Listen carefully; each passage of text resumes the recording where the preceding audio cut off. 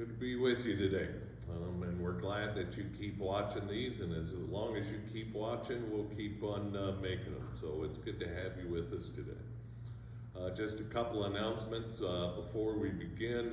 Tonight at 6 o'clock, the Reverend Dr. Jay Johnson was going to be with us to have a conversation with us about what a one board model of leadership looks like, and help us to determine if it's something that might work for us here.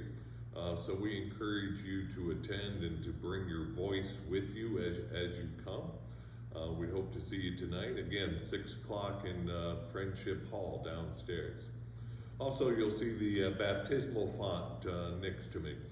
We have the great joy of celebrating a baptism this Sunday at the 9 o'clock service, and we hope that you can be a part of that. Also, starting this Sunday, we start a new sermon series. The sermon series is called #BUMC. It's actually a sermon series about our Wesleyan way of discipleship, seen through the lens of our general rules. Before we begin that conversation, I've created this little booklet about Wesleyan discipleship. It will be available here at the church for you, or you can contact the church office and we'd be happy to send one out to you. It just has some quotes by John and Charles Wesley and some thoughts about what discipleship looks like in the United Methodist Church.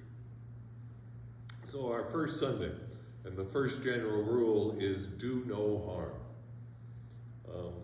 At the offset, it looks like do no harm would be simple and easy, but it is not. It's not a passive rule, it is an active rule. We are asked and tasked to look at all that we do, look at all that we say, and be aware of any harm that we might be doing to anybody, especially those who are marginalized or left aside by our society. So we look at the things that we eat, the cars that we drive, the impact that we have in our community and our society, and determine if we're doing no harm. Doing no harm is also living into our baptismal ritual, our baptismal identity. One of the questions we ask of you in your baptism, or those who are speaking on your behalf, is, do you accept the freedom and the power that God gives you to resist evil, injustice, and oppression?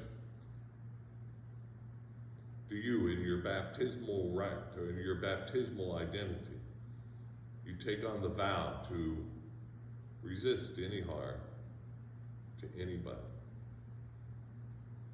It can be a tough one to do, but there's a reason why it's the number one rule. It is to take a look at our life and see what our intentions are, to make sure that we do not do any harm to anyone. We'll see you soon.